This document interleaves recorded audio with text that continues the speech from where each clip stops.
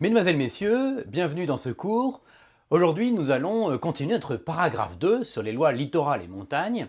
Vous savez que la dernière fois, nous avions commencé et nous avions fait toute la loi montagne, les dispositions particulières à la montagne. Nous allons aujourd'hui continuer et faire le grand B sur la protection des zones littorales. Grand B, la protection des zones littorales. Vous ne le savez pas tous, mais la France est la deuxième puissance maritime mondiale, et ce, notamment du fait de la longueur de ses côtes. Très grande longueur de ses côtes, sur plusieurs mers et océans, puisque on a en France, on le sait, 5500 km de côtes métropolitaines, sur deux mers, mer du Nord et mer Méditerranée, et sur l'océan Atlantique. Ça fait déjà énormément de kilomètres de côtes à gérer avec une forte densité de population, surtout l'été. À cela, il faut ajouter les 720 km de côte pour la Guyane, la Guadeloupe et la Martinique, ainsi que 207 km de côte pour la Réunion. Je ne compte pas dans ces kilomètres-là les collectivités d'outre-mer, type Nouvelle-Calédonie, TAF et Clipperton, qui eux aussi, même si Clipperton est vraiment petit, ont des zones côtières qui nous apportent surtout de la zone maritime que vous étudiez en droit international public, mais qui vont là nous intéresser aussi en termes d'urbanisme. Alors, l'ensemble de tout cela fait à peu près 7500 km de côte, et vous comprenez bien que le droit de l'urbanisme ne pouvait éviter de réglementer ces territoires particuliers, ces territoires côtiers, de environ 7500 km de côte en tout. Ça méritait des dispositifs à la fois de protection, mais aussi des dispositifs permettant un développement économique. Précisément, c'est cet enjeu de développement et protection qui va nous guider, comme ce que ça nous avait guidé lorsque nous avons fait la dernière fois la loi montagne. Cette idée un peu large, difficile à traduire juridiquement, du développement durable.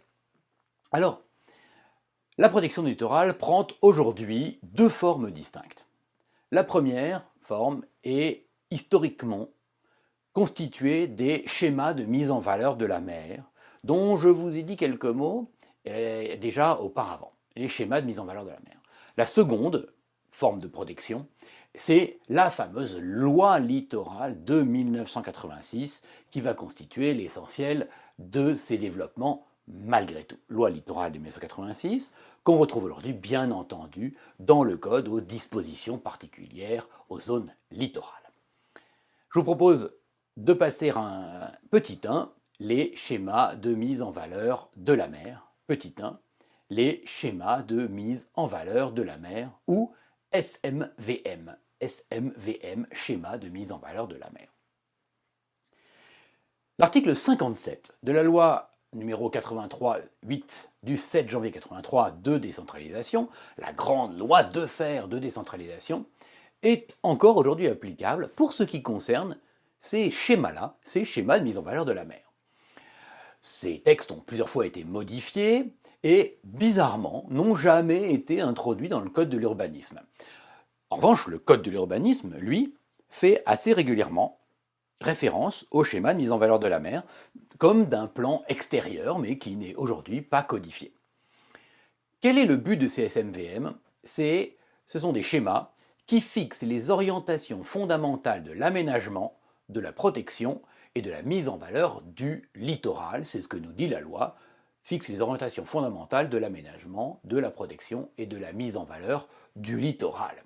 Alors, il faut qu'on distingue c'est l'objet et ce contenu des SMVM. Je ne regarderai pas trop les procédures, etc. sur ce plan-là, c'est assez inutile. Alors, concrètement, les SMVM fixent de deux manières l'aménagement du littoral. D'abord, que vont-ils faire? Ils vont déterminer la vocation générale des différentes zones du littoral. Alors, vous savez que sur le littoral, il n'y a pas que des plages, il n'y a pas que des ports, il n'y a pas que des petits villages, il y a tout ça. Eh bien, ce SMVN va fixer les vocations de chacun. Où sont les plages?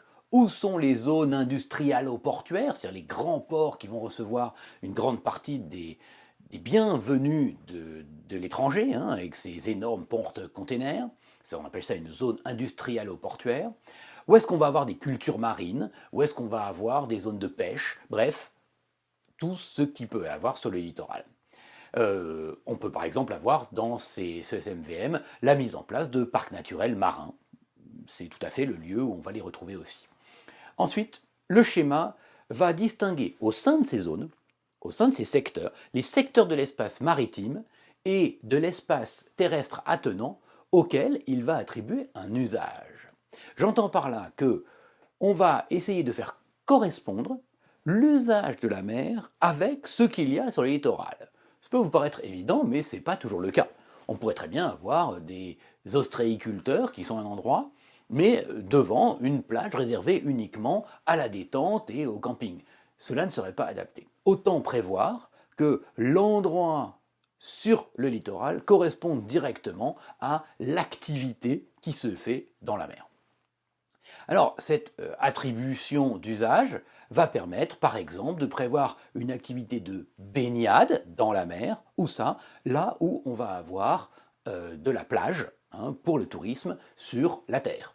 On va pouvoir avoir des cultures d'huîtres à côté d'un endroit où on va avoir des gens qui vont faire de l'ostréiculture et donc avoir leur hangar et leur zone d'exploitation des huîtres qu'ils ont dans la mer.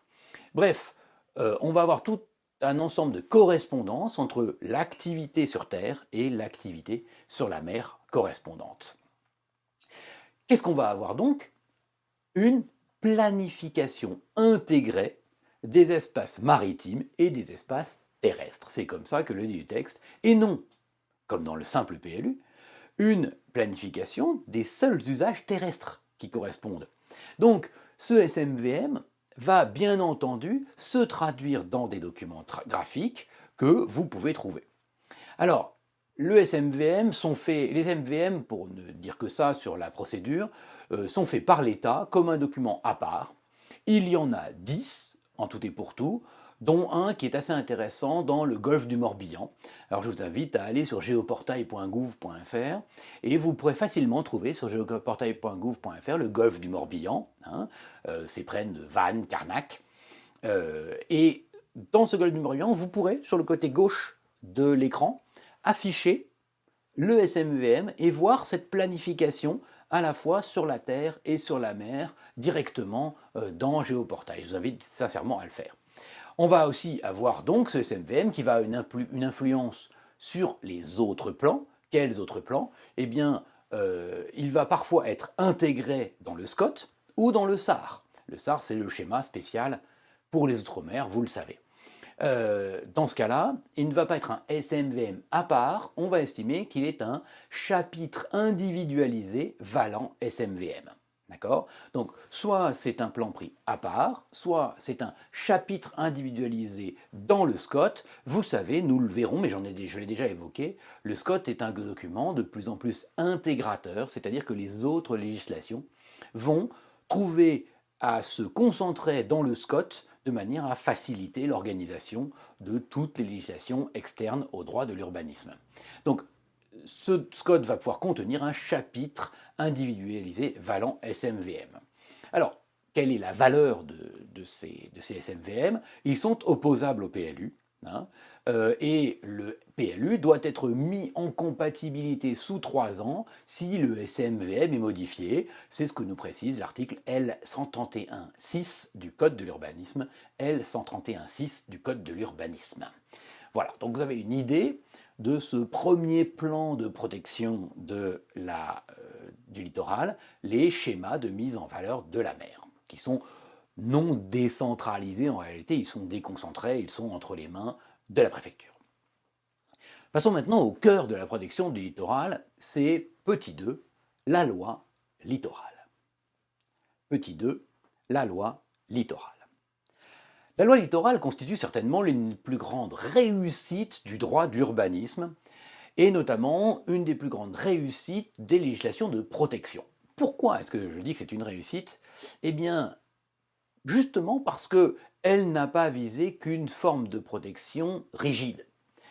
Il y a des réussites parmi les protections rigides, en témoignent par exemple les parcs nationaux, qui sont très rigides en termes de protection de l'environnement, et heureusement, Le propre de la loi littorale est justement d'avoir réussi, peut-être même encore plus que la loi montagne, à protéger ces milieux, alors même qu'elle n'était pas opposée à une certaine forme de développement. On est dans une véritable loi de développement durable.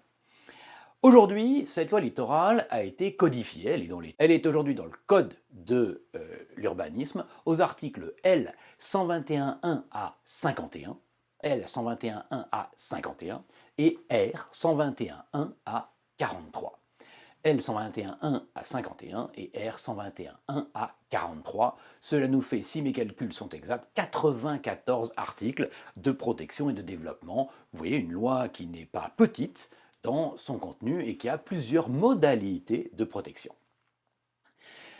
Que fait cette loi littorale? Elle va déterminer un certain nombre d'espaces, avec un régime juridique de protection et développement sur chacun de ces espaces. D'abord, l'extension de l'urbanisation en continuité de l'existence. Ensuite, les espaces proches du rivage, qui va constituer une catégorie dans lesquels l'extension de l'urbanisation est limitée. Et enfin, troisième, l'interdiction de l'urbanisation dans ce qu'on appelle la bande des 100 mètres, et qui constitue un des aspects les plus connus de cette loi littorale. Alors je vous propose de commencer par ce petit A, les communes littorales, champ d'application de la loi. Les communes littorales, champ d'application de la loi. Les communes littorales, champ d'application de la loi.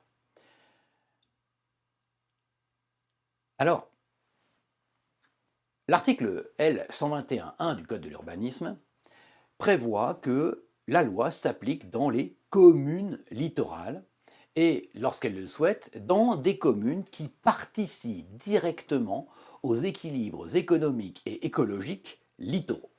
Ça nous fait deux catégories différentes, un petit peu différentes, sur lesquelles il faut légèrement parler. Alors, la loi littorale, les communes riveraines du littoral, qu'est-ce que c'est? C'est 1112 communes en tout, en France, ce qui n'est pas neutre. Autour des mers et océans, c'est 975 communes. Il y a aussi une application aux étangs salés, au plan d'eau intérieur d'une superficie de plus de 1000 hectares. Souvenez-vous, quand nous avons fait la loi montagne, je vous ai dit qu'au-delà de 1000 hectares, eh bien, on appliquait la loi littorale. Là, vous en avez la preuve d'un champ d'application. Aux étangs salés, on va penser par exemple à l'étang de Berre, qui est un étang salé. Généralement, quand on dit étang salé, on va dire c'est plutôt des étangs saumâtres. Saumâtre, ça veut dire moitié d'eau douce, moitié salée. C'est pas toujours aussi salé que la mer, mais on a un aspect salé. Et donc ces étangs salés vont être soumis à la loi littorale. Et puis, on a aussi, et là encore la salinité va rentrer en ligne de compte, les estuaires et les deltas. Qu'est-ce que c'est compliqué que ces mots. Certains d'entre vous ont peut-être entendu sans avoir de souvenir de ce qu'ils ont appris en CM1 ou CM2 à propos des estuaires et des deltas. Qu'est-ce que c'est? Les estuaires, vous savez, c'est quand un fleuve arrive le long des côtes et puis qu'en fait le fleuve s'écarte, les rives s'écartent jusqu'à devenir de la mer. Ça, on en a plusieurs en France. On en a un très connu, pas très loin de chez nous, la Gironde. Puis quand on arrive à Bordeaux, vous savez, la Garonne s'écarte énormément jusqu'à avoir un moment où on ne sait plus si on est au bord de la mer ou si on est déjà dans la Garonne. On a aussi l'estuaire de la Loire, à Nantes, où on va avoir ce même phénomène d'écartement. Alors comment est-ce qu'on sait si on s'applique dans un estuaire? Si la loi littorale s'applique dans un estuaire? Eh bien simplement, précisément, en faisant référence à cette salinité de l'eau. Les communes qui sont encore sur de l'eau un peu salée, eh bien on va considérer qu'elles sont communes littorales. Les communes, quand l'eau n'est plus salée, eh bien on va considérer qu'elles sont au bord du fleuve et la loi littorale ne va plus s'appliquer. Ces communes où on a encore de l'eau salée vont malgré tout assez loin dans l'estuaire, puisque je vous rappelle que le propre des estuaires, c'est que la mer, quand elle remonte, va rentrer dans le fleuve. Et il y a un jeu entre le fleuve qui va plutôt vers la mer lorsque la marée est basse, et le fleuve a toute la latitude pour s'étaler, et quand la marée monte, en réalité, le fleuve est un peu gêné, il ne peut plus s'écouler, c'est plutôt la mer qui rentre dans le fleuve. Donc, à partir de la salinité de l'eau jusqu'à un certain point, eh bien, on peut dire qu'on est encore au bord du littoral ou qu'on est directement déjà sur un fleuve. Le même phénomène va arriver lors des deltas. Les deltas, vous savez, à l'inverse, c'est le fleuve qui a dragué tellement d'alluvions qu'au bout d'un moment, il a aplani la terre. Et là où le fleuve arrive, eh bien, il ne sait plus trouver un lit. Donc il s'étale un peu partout. C'est ce qu'on a en Camargue, par exemple, en France. Vous avez sûrement entendu parler aussi du delta du Nil. Donc ça fait des zones très marécageuses, parfois de marais salants. Et ces zones-là, eh bien encore, ces deltas, on va considérer que le bout du delta, c'est encore la mer qui s'applique. Donc dans le delta, on va appliquer la loi littorale dans ces communes, par exemple de Camargue. Ces communes qui sont dans les estuaires, dans les deltas, avec la limite de salure des eaux, eh bien elles sont 237 communes entre les estuaires et les deltas. Enfin, on va avoir des communes, comme je vous le disais, qui ne sont pas à proprement parler littorales, c'est-à-dire qu'elles ne touchent pas la mer, mais elles participent aux équilibres économiques et écologiques littoraux. Ces communes-là, ce sont des communes qui vont être par exemple légèrement en retrait de la mer. Alors elles n'ont pas d'accès à la mer, mais toute leur activité va être une activité de pêche, de mareyage, c'est-à-dire que la commune littorale va être tellement petite qu'en réalité c'est la commune derrière qui va être une commune maritime. Dans ce cas-là, pour profiter de la protection que représente la loi littorale, eh bien, certaines communes doivent faire la demande de se voir intégrées dans ces fameuses communes littorales. Alors, est-ce qu'il est besoin d'apprendre ces différents critères sur la limite de salure des eaux? C'est intéressant, mais en réalité, il y a un texte qui fait une liste des 1112 communes littorales, et donc tout cela ne pose pas de difficultés majeures au quotidien, puisqu'on connaît les communes qui ont été classées comme littorales. Il y a un cas un peu particulier dont je vais vous parler maintenant, c'est les hypothèses dans lesquelles on applique en même temps la loi littorale et la loi montagne. Ces hypothèses ne sont pas très nombreuses, mais elles existent. On peut prendre par exemple des hypothèses tout au bout des Pyrénées, quand les Pyrénées se jettent dans la mer, eh bien ces communes-là vont se voir appliquer la loi littorale et la loi montagne. Comme je vous l'ai dit, il y a aussi toutes les communes qui ont des étangs de plus de 1000 hectares. Lorsqu'on a un étang de plus de 1000 hectares en montagne, eh bien on se voit appliquer la loi littorale et la loi montagne. Et la question se pose, quelle est celle qui l'emporte en cas de différence de normes? Eh bien c'est la loi littorale, c'est la loi littorale qui prime sur la loi montagne. On a un exemple particulier à Annecy, et il y a des arrêts, un certain nombre d'arrêts, à propos d'Annecy, où on a l'application de la loi littorale et non pas de la montagne. C'est notamment le cas dans le Grand Arrêt, commune d'Annecy, que je vous ai déjà cité plusieurs fois. Alors, cette loi, il faut bien comprendre qu'elle met en place, de manière spécifique, un principe d'équilibre entre le développement et la protection. La question qui se pose en général sur le champ d'application de la loi, c'est aussi l'opposabilité de la loi littorale. À qui est-elle opposable? Cette loi va s'imposer, nous disent les articles L 131.1, 4 et 7. Les articles L 131.1, 4 et 7 nous précisent que cette loi va s'imposer aux PLU et aux SCOT. Dans quel type de rapport de normes? Dans un rapport de compatibilité. Pour le dire plus simplement, les PLU et les SCOT doivent être compatibles avec la loi littorale. Elle va aussi s'imposer une autre particularité aux espaces boisés classés. Les espaces boisés classés, ce sont les articles L 113, 9 et 18 du Code de l'urbanisme qui le disent. L 113, 9 et 18 du Code de l'urbanisme qui imposent que la loi littorale s'impose aux espaces boisés classés. Et puis, surtout, on va avoir une application de la loi littorale à tous les types de projets en application de l'article L 121.3 du Code de l'urbanisme. Tous les types de projets. Alors, il y a eu toute une évolution jurisprudentielle et doctrinale à propos de cette application de la loi littorale à tout type de projet. La question qui se posait était de dire, mais au fond, lorsqu'il y a un PLU, le PLU lui-même tient compte de la loi littorale. Donc, au fond, le PLU fait en quelque sorte écran à l'application directement de la loi littorale à un projet. Pour le dire très simplement une nouvelle fois, dès lors qu'on demande un permis de construire pour un projet, que se passe-t-il? Eh bien, il suffit tout simplement de demander le permis au regard du PLU. Certains se disent, il n'est pas la peine de confronter ce permis directement au littoral, puisque la loi littorale est compatible, ou plutôt le PLU est compatible avec la loi littorale, puisque le PLU est compatible avec la loi littorale. Alors, les jurisprudences ont alterné. Dans un arrêt du Conseil d'État de section du 31 mars 2017, SARL Savoie-Lac Investissement,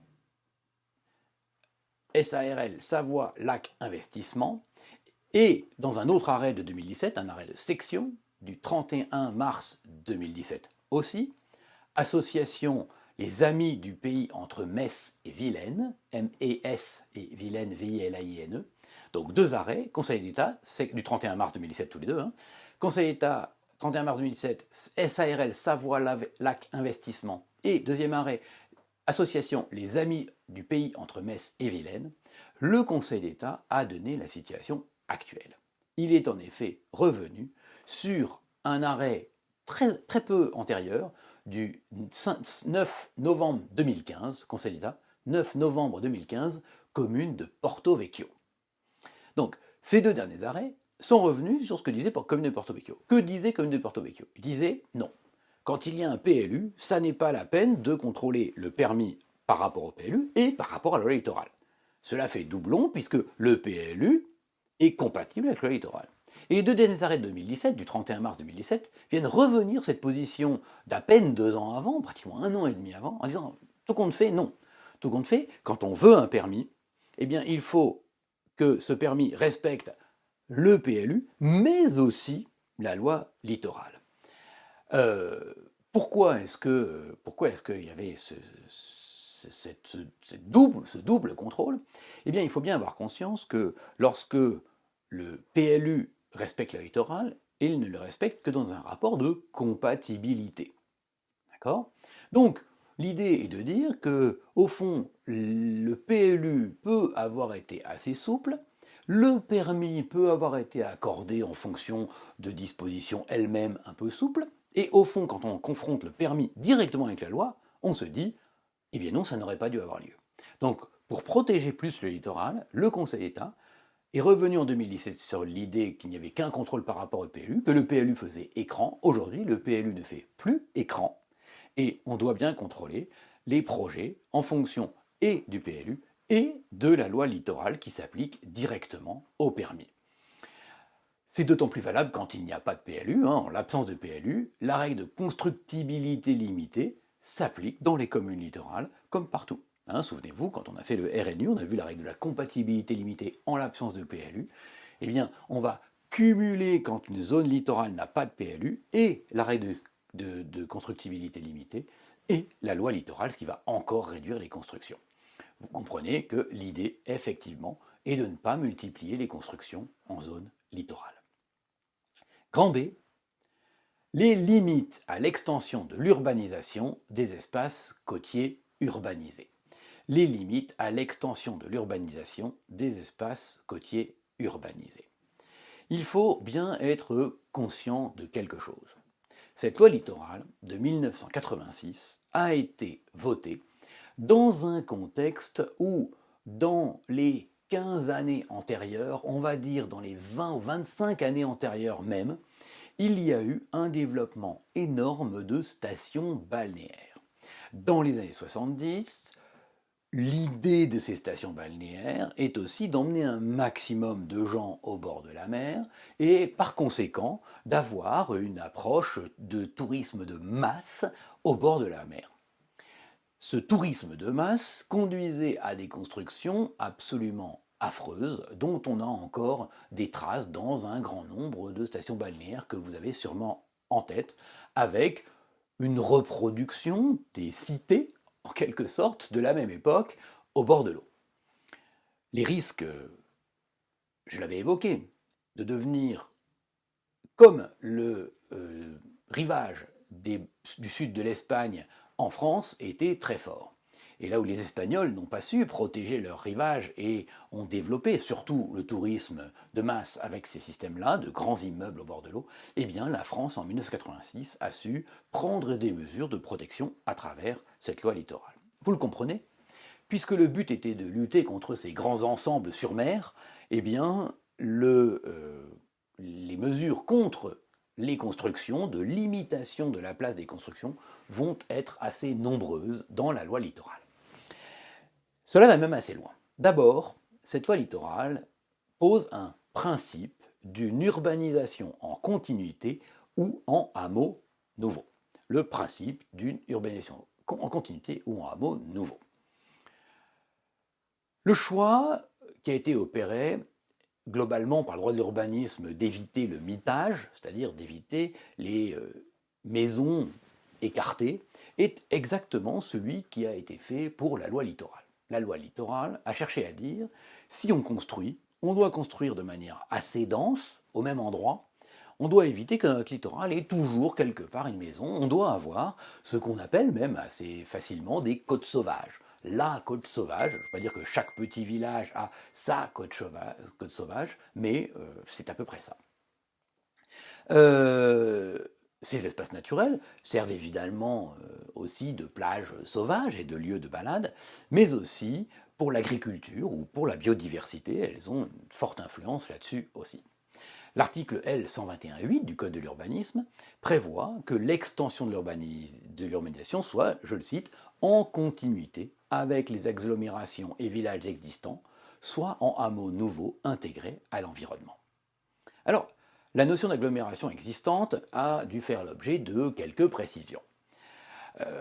Ces précisions, elles ont notamment eu lieu dans l'arrêt que j'ai déjà cité, l'arrêt qui a eu subi un revirement de jurisprudence sur l'autre point, Conseil d'État, 9 novembre 2015, commune de Porto Vecchio. Conseil d'État, 9 novembre 2015, commune de Porto Vecchio, numéro 372 531. 372 531. Que précise cet arrêt commune de Porto Vecchio? Il précise que ce sont des zones déjà urbanisées, celles qui se caractérisent par une densité significative de construction. Une densité significative de construction, mais que aucune construction ne peut être autorisée, même en continuité des autres, dans les zones d'urbanisation diffuse, éloignées de ces agglomérations et villages. Donc, il faut des zones denses de construction, qu'on peut construire en continuité, c'est-à-dire des maisons collées à ces zones déjà construites, mais que lorsqu'on a des 2-3 bâtiments, un bâtiment un peu plus loin, eh bien on ne peut pas construire autour de ce petit bâtiment. Vous voyez que l'idée, c'est de ne pas évidemment casser des constructions existantes qui sont un petit peu éparses autour des villages, mais de ne pas développer à partir d'une ou deux maisons éparses autour d'un village une nouvelle urbanisation. On doit se concentrer sur les éléments de densité significative, c'est-à-dire déjà des villages constitués. Cette jurisprudence sur les petits villages autour n'est pas toujours répétée. Ce qui compte, en tout cas dans les différentes jurisprudences, c'est bien la densité.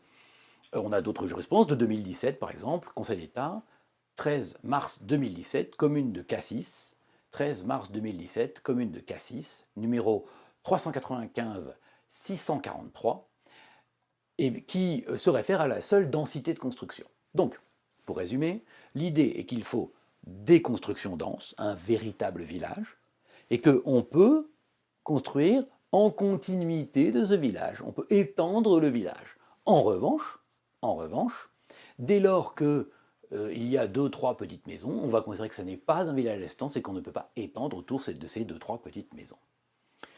Un arrêt très récent est aussi venu un petit peu préciser cette notion d'agglomération existante.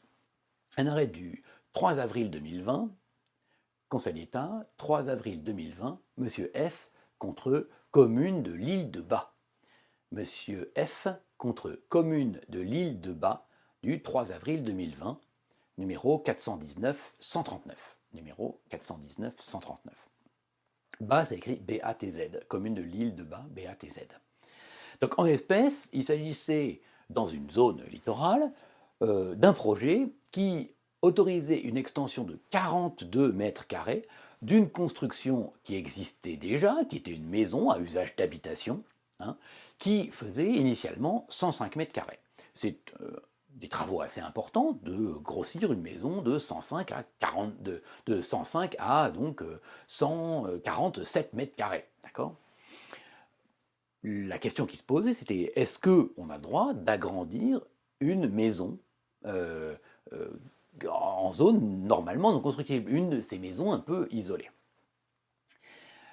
Le Conseil d'État répond que le législateur a voulu interdire toute opération de construction isolée dans les communes littorales. Il s'agissait de construire bien en continuité de ce qui existait, pas des nouvelles maisons isolées. Mais, répond-il, le simple agrandissement, je le cite, le simple agrandissement d'une construction existante, le simple agrandissement d'une construction existante ne peut être regardé comme une extension de l'urbanisation au sens de ces dispositions. Donc vous voyez, c'est un assouplissement de la part du Conseil d'État qui est assez logique et dans l'esprit. C'est-à-dire, c'est une règle générale sur tout le littoral, disant, sur le littoral, on peut étendre les communes existantes, c'est vrai qu'il y a quand même quelques limites, on peut étendre les communes existantes, et lorsqu'il y a des maisons isolées, on ne peut pas s'en servir pour étendre encore des constructions autour de ces maisons isolées ou tout petit groupe de maisons. En revanche, évidemment, ceux qui habitent dans ces petites maisons isolées peuvent y faire des travaux d'agrandissement, il n'y a pas d'inconvénient majeur, on n'est pas dans une nouvelle urbanisation, dans une extension de l'urbanisation quand on agrandit sa maison. En quelque sorte, c'est comme si on disait étendre l'urbanisation, c'est construire des nouvelles maisons, c'est pas agrandir des petites. Voilà. Rien de très illogique, au contraire, plutôt des jurisprudences assez cohérentes dans l'esprit de la loi. Vous remarquez qu'il y a un autre aspect dans cette possibilité, c'est soit construire une urbanisation en continuité, soit construire en hameau nouveau. C'est ce que nous dit l'article L121.8 que je vous ai cité. Qu'est-ce que c'est que ces hameaux nouveaux? Un hameau nouveau, ça n'est ni deux maisons. Deux maisons, ce n'est pas un hameau. Ni plusieurs dizaines de milliers de mètres carrés, ce qui serait un nouveau village, carrément. Donc, l'idée du hameau nouveau, c'est une intégration à l'environnement, hein, avec des maisons qui doivent être le moins visibles possible. Un hameau nouveau intégré à l'environnement, c'est ça. Et le hameau, c'est peut-être 3, 4, 5 maisons qui sont faites là. Vous remarquerez qu'un hameau nouveau peut très bien être constitué aujourd'hui d'un lotissement. On peut avoir un endroit, on décide qu'à cet endroit-là, un endroit pas très visible, un endroit agréable, qui pourrait être bien intégré dans l'environnement, on en fait une zone urbaine dans le PLU. Cette zone urbaine dans le PLU, on y fait un petit lotissement, de manière à développer un petit groupe de maisons à un endroit isolé, dans lequel on amènera assez facilement les réseaux, de manière à ce que ces constructions puissent se faire. Et vous voyez que on a la possibilité malgré tout d'étendre de l'urbanisation, mais est-ce que ce petit hameau nouveau intégré à l'environnement va porter atteinte à l'écologie, à la protection du milieu? Non, c'est ça qui doit être vérifié. D'accord? Toujours dans ces limites à l'extension de l'urbanisation, dans le petit b, eh bien, il y a aussi un développement d'une autre institution au sein de cette loi littorale, qui sont les coupures d'urbanisation. Qu'est-ce que c'est que les coupures d'urbanisation? L'extension en continuité des villages pose quelques problèmes parce que ça peut vouloir dire que, au fond, le village peut s'étendre à l'infini et reprendre toute la côte. Or, précisément, l'intérêt de la loi littorale, c'est de ne pas permettre de bétonner toute la côte. Comment s'arranger donc pour que, à des moments, on puisse dire non, là sur le côté, ça s'arrête? Eh bien, c'est précisément l'objet des coupures d'urbanisation. L'article L121.22 du Code de l'urbanisme, qui les prévoit, l'article L121.22, prévoit dans son tout dernier alinéa que les schémas, je le cite, les schémas de cohérence territoriale et les plans locaux d'urbanisme, les SCOT et les PLU, doivent prévoir des espaces naturels présentant le caractère d'une coupure. Donc on va avoir tout simplement un village au bord de la mer. Ce village, on va lui laisser parfois un peu le temps de s'étendre éventuellement, ou alors au contraire, on va dire tout de suite, mais je mets des coupures d'urbanisation des deux côtés. C'est-à-dire que là, à l'occasion parfois d'un événement naturel, par exemple un petit fleuve côtier, une petite rivière, mais vous savez que les rivières qui se jettent dans la mer, on les appelle des fleuves, même quand ce sont de toutes petites rivières. Donc, à l'occasion d'un petit fleuve côtier, eh bien, on va dire non, pas là. Ou à l'occasion d'une route, bref, d'une coupure qui existe déjà, eh bien, on va pouvoir dire, je fais une coupure d'urbanisation. À ces endroits-là, de là à un peu plus loin sur la côte, eh bien, il n'y aura aucune construction. Est-ce que pour autant, ça remet en cause la construction en continuité? Non. Mais ça pousse la construction en continuité à se faire vers la terre. C'est-à-dire que la commune, qui aurait peut-être eu envie de se développer, pour le tourisme, aurait eu tendance à se développer le long de la plage. Et là, que permettent les coupures d'urbanisation? D'obliger la commune à s'étendre uniquement vers la terre pour ne pas porter atteinte à l'aspect naturel du rivage lui-même des deux côtés de la commune. D'accord? Donc vous voyez bien qu'avec cette règle-là, on évite l'extension en continuité le long de la plage jusqu'à ce que l'ensemble de la côte soit éventuellement couverte d'immeubles et de constructions.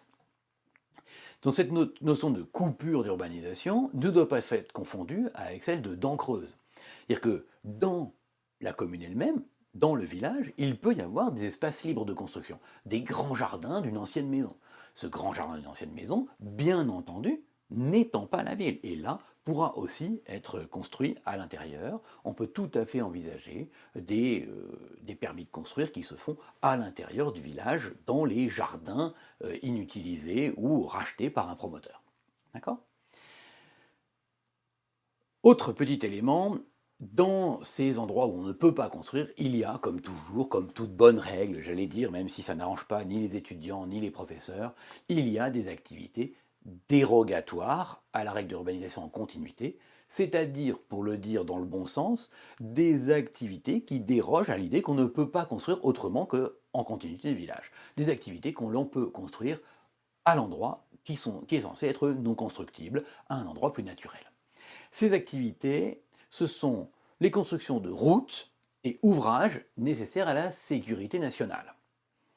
Le fonctionnement des ports et des aéroports, lorsque les contraintes techniques rendent impossible de le faire ailleurs, donc on a le droit de faire un port ou un aéroport le long de la plage, et évidemment un peu plus loin des autres constructions, puisque vous conviendrez que s'il y a un aéroport qui est fait en continuité d'un village, ça n'est pas très bon pour le petit village, ou alors même des stations d'épuration.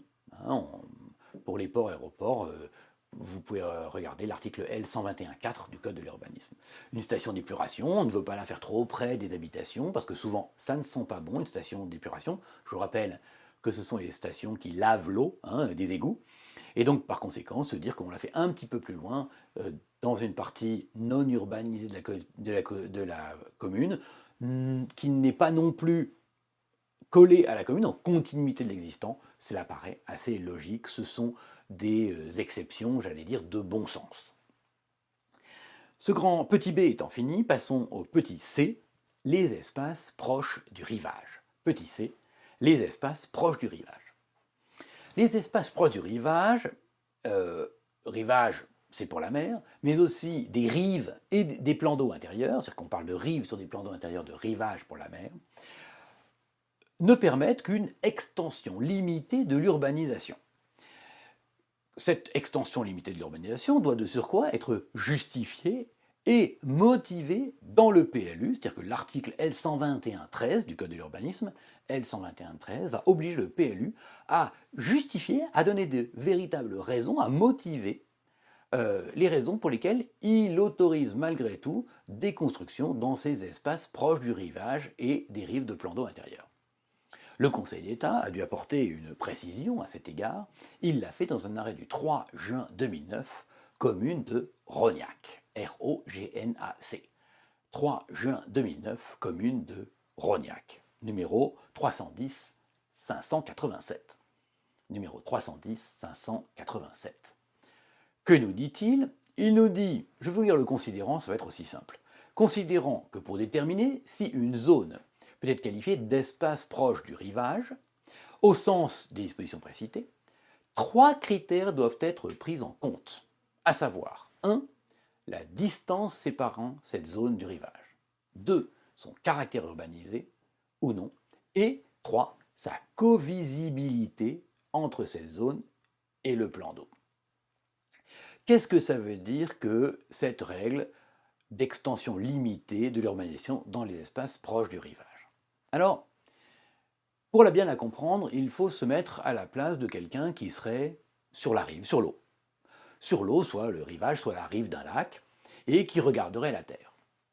Il est évident que si on a des immeubles de 10 étages au bord de l'eau, eh bien, on va avoir l'impossibilité de voir derrière et on va trouver le littoral laid. Pour éviter cela, l'idée est de ne permettre des constructions que crescendo, avec un bord de mer aux constructions légères, basses, et puis plus on s'éloigne du bord de mer, plus on va réussir à construire haut. Évidemment, il faut bien s'adapter aux différentes configurations des lieux, et il est parfois difficile de dire si oui ou non, là, on peut appliquer une règle uniforme. Voilà pourquoi le Conseil d'État a fixé ces 3 critères. Donc, je les répète, déjà, la distance séparant ces zones du rivage. Vous voulez construire au bord de l'eau, eh bien, vous n'allez presque pas pouvoir construire. Il faut un habitat très diffus au bord de l'eau. Il faut qu'il y ait des arbres, il faut que ce soit beau à regarder du rivage.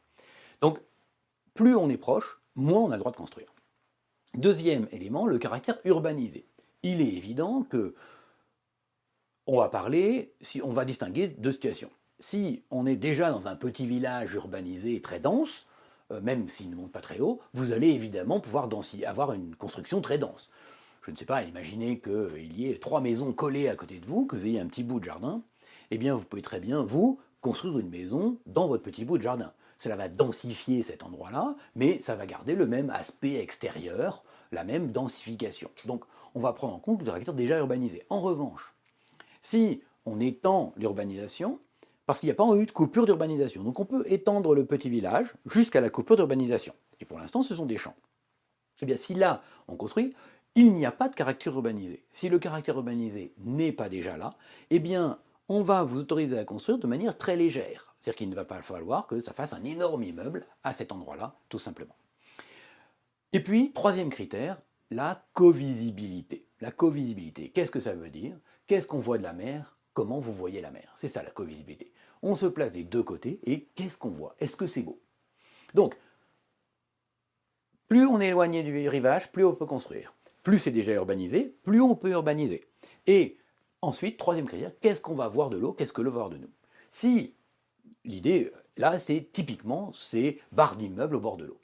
Si de l'eau on voit une barre d'immeuble, eh bien ce n'est pas une extension limitée de l'urbanisation. On va trop voir l'urbanisation de l'eau. Et à l'inverse, si vous êtes très loin du rivage et que, au fond, vous faites un immeuble de 7 étages un peu plus loin du rivage, eh bien, du rivage, cet immeuble de 7 étages va paraître tout petit.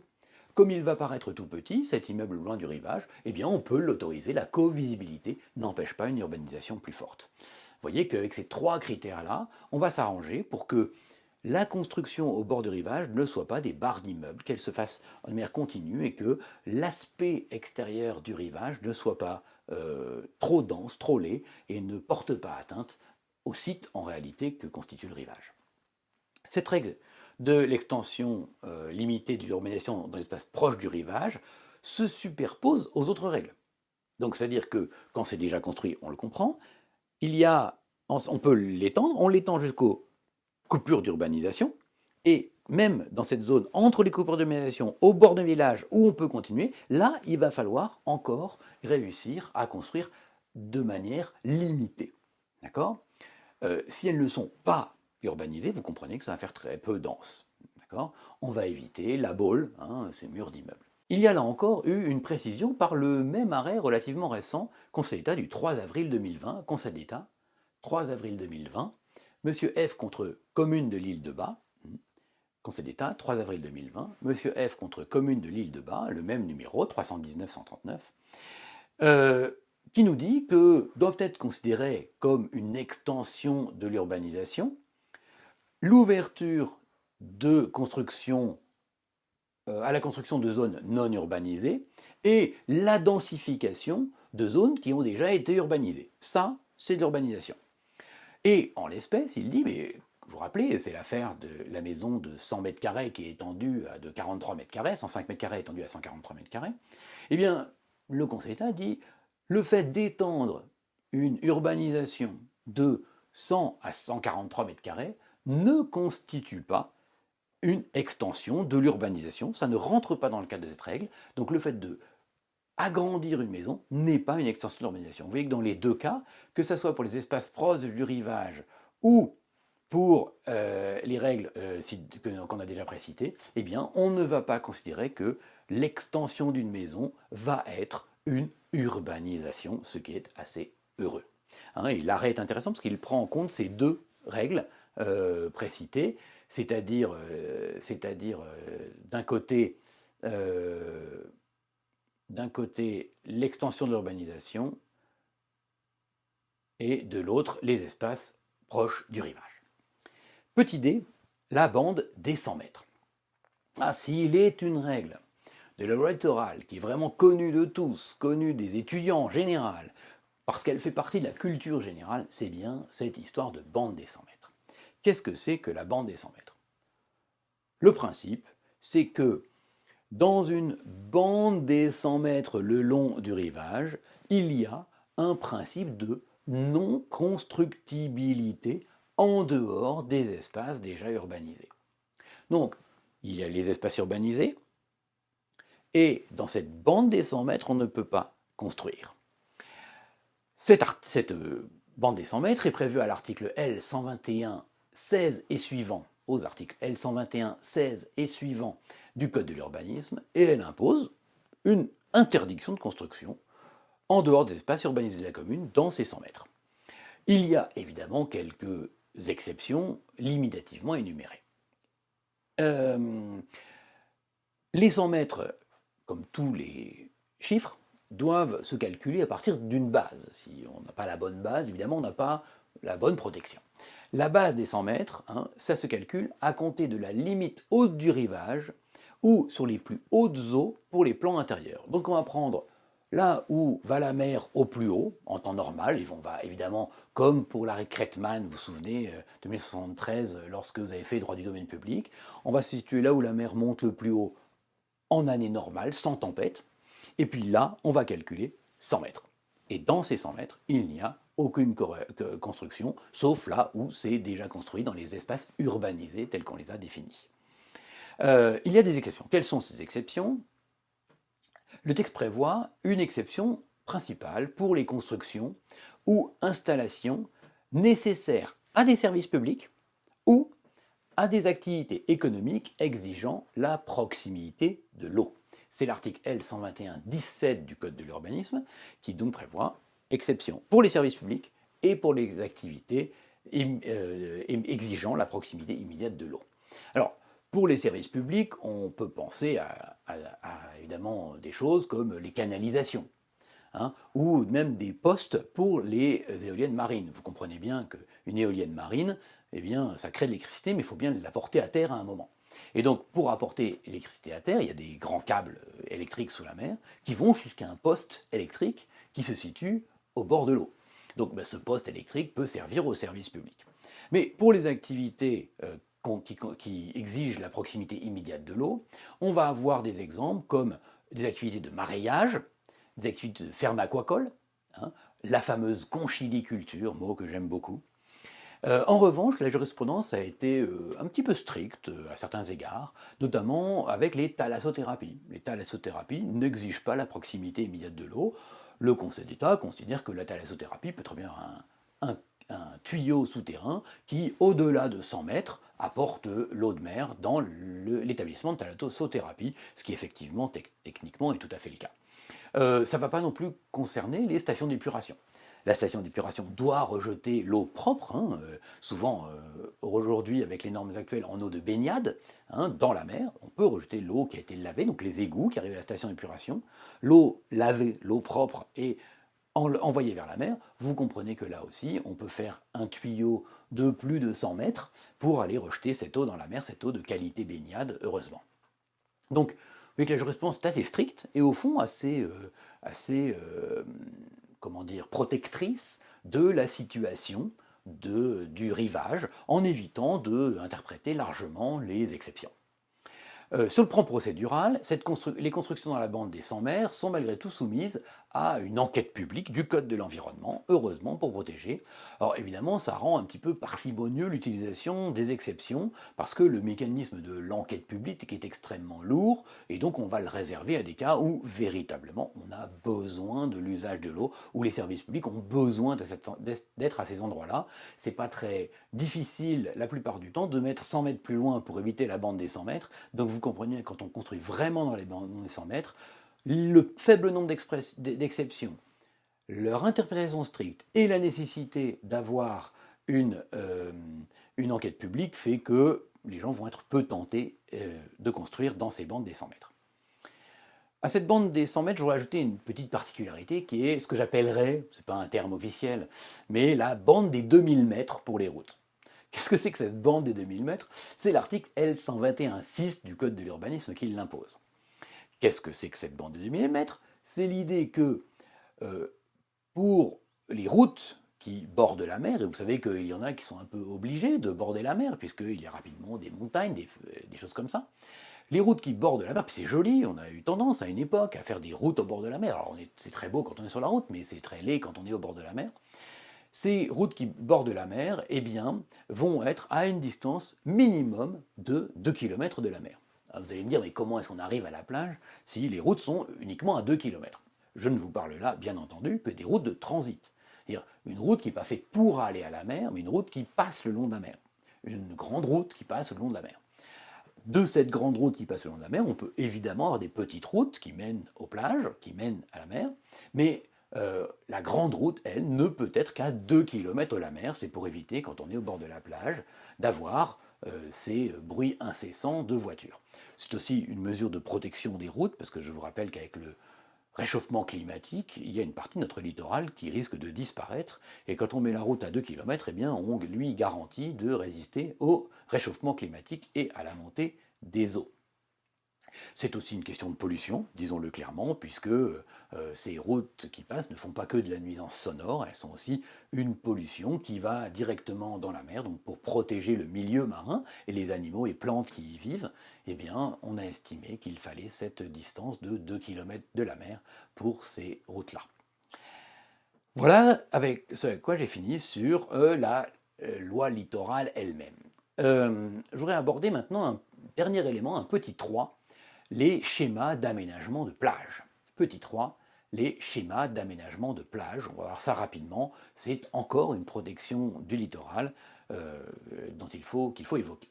Alors, ces schémas d'aménagement de plage prévoient une délimitation des zones qu'elles réglementent avec un état initial du site, c'est-à-dire qu'on décrit le site maritime tel qu'il existe avant le schéma. On va définir les conditions dans lesquelles on va pouvoir l'aménager et, au cas où il y aurait ces aménagements prévus, eh bien, les incidences attendues sur l'environnement. On va donc avoir dans ce schéma d'aménagement de plage tous les éléments de reconstruction, destruction, remise en l'état du site possible, puisque on peut autoriser des constructions temporaires qui doivent être détruites avec un site remis en état, si ce n'est pas le cas. Ces schémas d'aménagement de plage sont évidemment très attentatoires au droit de liberté. Est-ce qu'ils sont nombreux? Eh bien, pas du tout. En l'état actuel, et c'est pour ça que je ne m'étends pas plus que ça, en l'état actuel, il existe un seul schéma d'aménagement de plage qui a été pris pour quelque chose qui va vous paraître évident, eh bien, les plages de Saint-Tropez, connues plus exactement sous le terme de plage de Pampelonne à Ramatuelle. Sur la commune de Ramatuelle, il y a les plages de Pampelonne, qu'on appelle en général les plages de Saint-Tropez donc, et il y a un décret du 15 décembre 2015 qui est venu faire un schéma d'aménagement de plage pour assurer l'organisation de ces plages, comment on va les construire, comment on va les détruire, sachant que eh bien, ces emplacements sur le domaine public ont récemment été mis en concurrence et que 2 plages ont disparu, enfin 2 concessionnaires ont disparu, d'autres sont restés, notamment parce qu'ils étaient sur leur propre propriété au-delà du domaine public. Il y a des cas tout à fait amusants avec les plages de Ramatuelle et ils auraient bien besoin de juristes publicistes un peu plus trapus pour régler tous leurs problèmes. Ça doit être assez sympa d'aller travailler et faire du droit public sur les plages de Ramatuelle. C'est avec ces éléments que nous finissons sur la loi littorale et que je vous propose de passer à un paragraphe 3 sur les directives territoriales d'aménagement et de développement durable, les DTA-DD et DTA, ainsi que les normes ayant le même effet, le SDRIF et le SAR. Les directives territoriales d'aménagement et de développement durable, les DTA et DTA-DD, et les normes ayant le même effet, c'est-à-dire le SDRIF et les SAR. Alors, d'abord sur les DTA. Les DTA, directives territoriales d'aménagement, sont un ancien modèle qui a été supprimé pour devenir les DTA-DD et qui a été mis en place avec une valeur particulière qui a servi de modèle à d'autres plans. Ces DTA ont été créés par une loi du 4 février 1995 d'orientation pour l'aménagement et le développement du territoire. Cette loi de 1995 avait eu pour envie, pour vocation, de permettre à l'État, un peu plus facilement, d'imposer aux collectivités territoriales un certain nombre de choix d'aménagement, notamment pour les grandes infrastructures. Au fond, c'est un retour sur la décentralisation qu'opère cette loi de 1995 en disant les communes s'opposent un peu trop à des grands projets d'intérêt général et il faut absolument que nous le prenions en compte et que nous donnions les moyens à l'État d'imposer des grands projets aux collectivités territoriales. Ces DTA, 6 avaient été prises et avaient été inclus dans les hiérarchies des normes à un endroit un peu particulier, c'est-à-dire en dessous des lois littorales et montagnes. Il fallait qu'elles-mêmes respectent les lois littorales et montagnes, mais au-dessus des SCOT. On voyait bien que, avant même tout plan local type SCOT et PLU, eh bien, il y avait imposé, on pouvait imposer des grands projets d'aménagement nationaux. Alors, la loi Grenelle 2 du 12 juillet 2010, j'en ai déjà parlé plusieurs fois, la loi de Grenelle 2 de 2010 a voulu verdir l'ensemble du droit de l'urbanisme et à cet égard a rajouté 2 termes aux directives territoriales d'aménagement en les appelant directives territoriales d'aménagement et de développement durable. Ces DTA-DD avaient un équilibre un peu différent, ont un équilibre un peu différent. Les DTA-DD renforcent le rôle de l'État, renforcent son rôle régulateur, mais dans le même temps viennent diminuer la place dans la hiérarchie de normes de ces DTA devenus ou DTA nouvelles DTA-DD. C'est-à-dire qu'elles ne sont plus au même endroit dans la hiérarchie de normes, elles ne sont plus au-dessus des SCOT, elles perdent les liens avec les dispositions littorales et montagnes, et elles ne s'imposent plus que par un phénomène indirect que je vais vous décrire. Donc, de manière bizarre, on va renforcer le rôle de l'État, lui donnant moins de force, moins d'outils. Et vous verrez que ça n'a pas du tout marché, puisque les DTA-DD n'ont pas été utilisés depuis 2010. Donc c'est une institution en voie de disparition. Grand A, les DTA et DTA-DD. Grand A, les DTA et DTA-DD. Le contenu des DTA-DD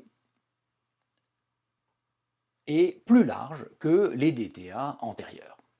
La loi Grenelle 2 a modifié ces dispositions, aujourd'hui aux articles L102 4 à 11 et R102 4 à 11 et R102 2 du Code de l'urbanisme. L102 4 à 11 et R102 2 du Code de l'urbanisme.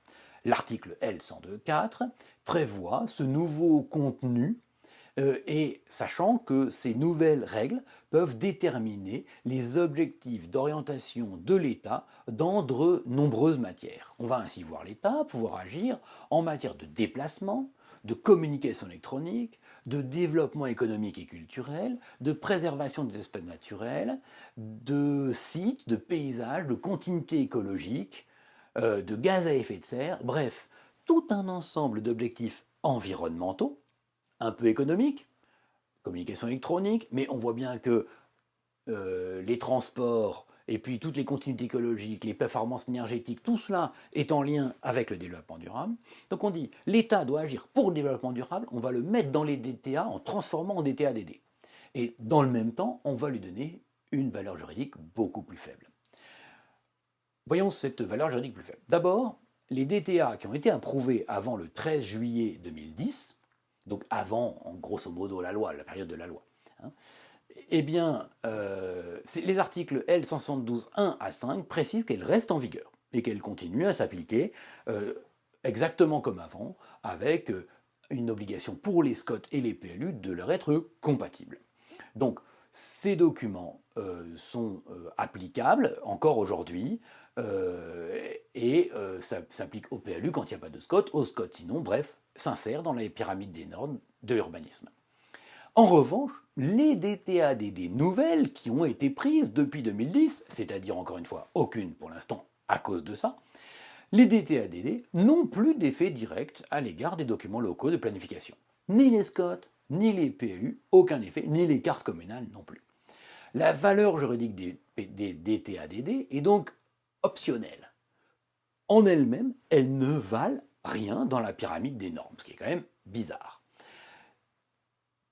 Une seule petite chose est possible, l'article L102-5 du Code de l'urbanisme prévoit qu'elles peuvent être transformées, qu'elles peuvent être qualifiées de PIG, de projet d'intérêt général, une valeur qui va leur durer 12 ans, on peut les déclarer projet d'intérêt général pour 12 ans.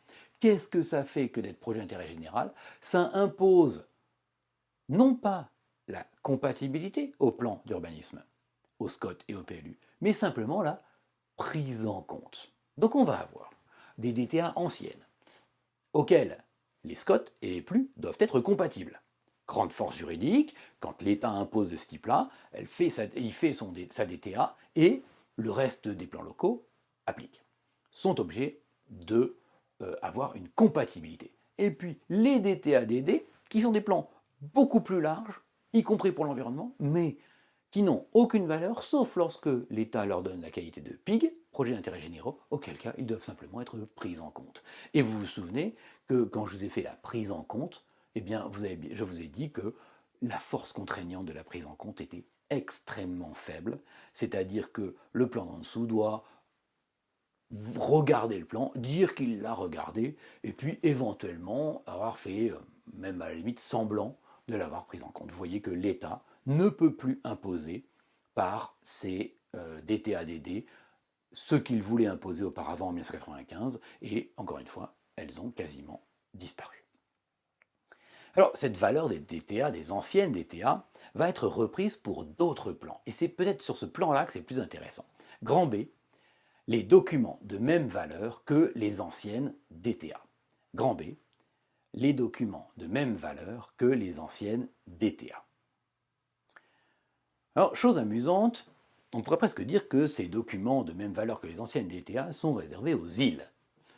Vous allez évidemment avoir comme réflexe de penser à nos Dromcom et à ces îles d'outre-mer, mais le jeu de mots que je fais, qui n'est pas très très drôle, hein, j'en conviens aisément, le jeu de mots que je fais est que ces plans s'appliquent aussi à l'île de France. L'île de France. Alors, c'est un jeu de mots, mais il faut noter une proximité de ces îles, l'île de France et les îles d'outre-mer. C'est leur certaine forme d'unité géographique. Lorsqu'on pense à l'Île-de-France, on sait très bien que cette région capitale a énormément de spécificités par rapport au reste du territoire national. Spécificité au regard de sa taille, spécificité au regard des institutions qui y sont, spécificité au regard de l'économie qui y est, les sièges des grandes entreprises. Si on regarde bien cette région Île-de-France, eh bien c'est aussi là qu'on va avoir le plus de mouvements de population largement dans tout le territoire national, avec la taille de la ville aidant, eh bien de nombreux trajets de banlieue à centre-ville. Bref, une nécessité de voir l'Île-de-France comme une unité qui ne peut véritablement se gérer que par des règles un petit peu dérogatoires. Eh bien, c'est le propre de ce schéma directeur de la région Île-de-France, du SDRIF, que de réglementer de manière un peu dérogatoire. Ces plans-là, les schémas d'outre-mer comme le SDRIF, vont avoir une valeur, vont se surajouter au plan existant, et ils vont avoir une valeur supérieure, c'est-à-dire celle qu'avaient les anciennes DTA. Ils vont être en dessous des lois littorales et montagnes, lois littorales et montagnes qui peuvent s'appliquer évidemment dans les DROMCOM et un peu moins, vous en conviendrez, à l'Île-de-France, mais au-dessus des SCOT et des PLU. Alors, ces plans-là se sont vus reconnaître ces valeurs de DTA, même après que les DTA ont disparu, même après la réforme de la loi Grenelle 2 de 2010, qui les a transformés en DTA-DD. Alors, on a différents arrêts qui vont reconnaître cela. Un arrêt du Conseil d'État du 21 mai 2008, Association d'environnement Atteindville-ma-campagne, Conseil d'État, 21 mai 2008, Association d'environnement Atteindville-ma-campagne, qui rappelle qu'il s'impose dans un rapport de compatibilité au SCOT et au schéma de secteur, mais aussi au PLU lorsqu'il n'y a pas de SCOT. Donc, en 2008, on rappelle cette valeur du SDRIF et des schémas d'aménagement régionaux de l'outre-mer. Ces plans doivent être aussi mis en compatibilité dans un délai de 3 ans quand on modifie le SAR ou le SDRIF. Par ailleurs, les articles L142.4, dernier alinéa, l'article L142.4, dernier alinéa, prévoit que le SDRIF, les SAR et le PADD de la Corse, troisième plan de ce type-là, qui est encore une île, je vous le rappelle, ont valeur de SCOT pour l'ouverture des zones à l'urbanisation, sachant que sans SCOT, eh bien, les autres ne peuvent pas être ouvertes à l'urbanisation comme nous le verrons. Alors je vous propose de voir les différents schémas un à un, même un petit peu rapidement. Je vous propose donc de voir dans un petit 1 le schéma directeur de la région Île-de-France ou SDRIF. Alors, la situation de la région Île-de-France est un peu compliquée et a évolué assez récemment avec la loi NOTRe du 7 août 2015. La loi NOTRe, c'est la loi portant nouvelle organisation de la République et qui a renforcé les spécificités de la région capitale. Le SDRIF aujourd'hui est un schéma stratégique, un schéma directeur stratégique pour toute la région Île-de-France et on le retrouve aux articles L123.1 à 23 et R123.1 à 16, ainsi que l'article R104.4. L123.1 à 23, L123.1 à 23, R123.1 à 16 et R104.4. Alors, qu'est-ce qui se passe par cette loi NOTRe? D'une part, la loi NOTRe crée la métropole du Grand Paris. La métropole du Grand Paris ne concerne pas que la ville de Paris elle-même, mais aussi plusieurs départements de la première couronne et des communes, dont la commune de Paris. Puis, l'ensemble de cette métropole du Grand Paris est divisé en 11 EPT, établissements publics territoriaux. Le nom est spécialement mal choisi. Divisé en 11 établissements publics territoriaux, dont Paris Intramuros, qui est un des EPT. Donc on va avoir une métropole créée avec la Petite Couronne, Paris elle-même qui est un EPT, et cette Petite Couronne répartie en 11 établissements publics territoriaux. Ces nouvelles institutions portent le droit de l'urbanisme, la planification classique. La métropole du Grand Paris va porter le SCOT, et chacun de ces établissements publics territoriaux, qui concernent plusieurs communes, vont porter des PLUI, des plans locaux d'urbanisme intercommunaux. On a donc un urbanisme dérogatoire par ces structures, sachant qu'avant, le SDRIF était lui-même la façon de faire dérogatoire la région Île-de-France. Le SDRIF d'ailleurs existe depuis 1965 et s'impose dans un rapport, comme les DTA, dans un rapport de compatibilité au SCOT et, en l'absence de SCOT, au PLU. Pour cela, rien n'a changé. Le SDRIF actuel s'impose au SCOT de la métropole du Grand Paris et au PLUI des 11 établissements publics territoriaux, les 11 EPT. Ce qu'il faut noter, c'est que le SDRIF ne concerne pas que la métropole du Grand Paris. Le SDRIF concerne toute la région Île-de-France, c'est-à-dire y compris des zones qui sont plutôt rurales. Donc le SDRIF va être plus large que le Grand Paris, que la métropole du Grand Paris. Au sein, il y aura la métropole du Grand Paris qui aura un SCOT, en plus des SCOT des autres endroits autour de cette métropole, et chaque établissement territorial qui aura un PLUI. Effectivement, on le voit, c'est assez dérogatoire. Quel est le contenu de ce SDRIF? Le contenu, encore une fois, c'est un contenu stratégique, assez large. On va le voir déterminé aux articles L123.1 et 2 et R123.1 du Code de l'urbanisme.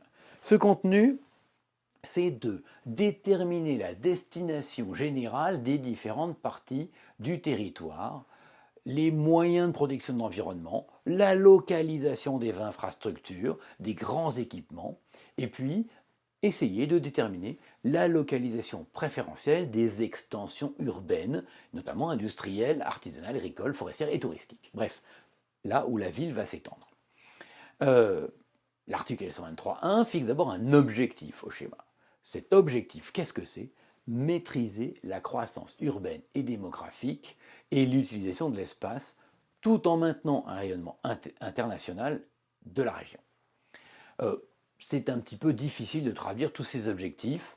Il signifie qu'on doit éviter de concentrer uniquement la population dans Paris même, et qu'on doit utiliser de l'équilibre autour, et c'est pour ça d'ailleurs que dans les années 70, on avait fait des villes nouvelles, Melun, Cergy-Pontoise par exemple, qui viennent équilibrer et répartir la population un peu plus dans la région, même si au fond cela développe aussi les transports, et on voit que dans toutes ces grandes métropoles d'équilibre, on a des RER, et que cela crée un trafic vers la capitale, évidemment. L'alinéa 2 de l'article L123.1 est peut-être un petit peu plus intéressant. Notamment, il impose au SDRIF de préciser les moyens à mettre en œuvre pour corriger les disparités spatiales et économiques. Concrètement, cela veut plutôt dire que le SDRIF lui-même doit essayer de développer le côté est de la région au détriment du côté ouest qui est déjà très développé. Le côté ouest est plus développé, plus riche, et le côté est est moins développé et plus pauvre. Et cet esprit de l'alinéa 2 de l'article 123.1 est plutôt de dire, eh bien, il faut essayer de rééquilibrer la région vers l'est, ce que les communes de droite essayent évidemment de contrecarrer. Les communes de droite étant plutôt à l'ouest de la ville de Paris. C'est donc un schéma stratégique, comme vous voyez, qui mérite une procédure d'élaboration un petit peu complexe, qui est juste intéressante parce que vous le verrez en comparant avec au SCOT et au PLU que la procédure est assez classique au fond. Cette procédure, qu'est-ce qu'on a? On a un document qui est élaboré essentiellement par la région en association, nous dit le texte, avec l'État. Article 123.5, en association avec l'État. C'est vrai que ce n'est pas un texte uniquement étatique, il est plutôt originaire de la région. D'accord ? C'est le préfet de région qui discute avec la présidente du conseil régional. Des personnes sont associées, notamment l'État évidemment, les conseils départementaux, les établissements publics territoriaux, c'est 11 EPT, les EPCI qui sont en dehors, les comités de l'agglomération, de communes qui sont dans le reste de la région Île-de-France, et puis le Conseil économique, social et environnemental, les chambres consulaires, des choses très classiques. Après cela, le porté à connaissance du préfet, de la région cette fois-ci, eh bien le Conseil régional, on dit arrête le schéma. C'est-à-dire il arrête une première idée et le soumet aux personnes associées. Ces personnes associées vont donner leur avis, qui est automatique dans un silence de 3 mois, on verra que c'est assez récurrent.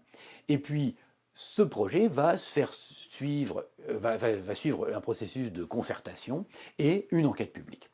À la fin de cette enquête publique et de cette concertation, il pourra être modifié, puis eh bien, il sera transmis par le préfet de région afin d'être approuvé par un décret en Conseil d'État. Vous voyez que, in fine, ça n'est plus un acte local, puisque pris par décret en Conseil d'État, ça veut dire pris par le Premier ministre, par le Président de la République, mais après un avis conforme du Conseil d'État, c'est l'un des le plus contraignant de tous nos actes administratifs étatiques. Donc, d'origine régionale, monté avec une procédure qui est assez classique de plan d'urbanisme, mais à la fin approuvée par décret en Conseil d'État.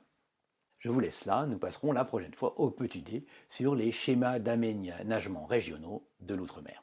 A très vite.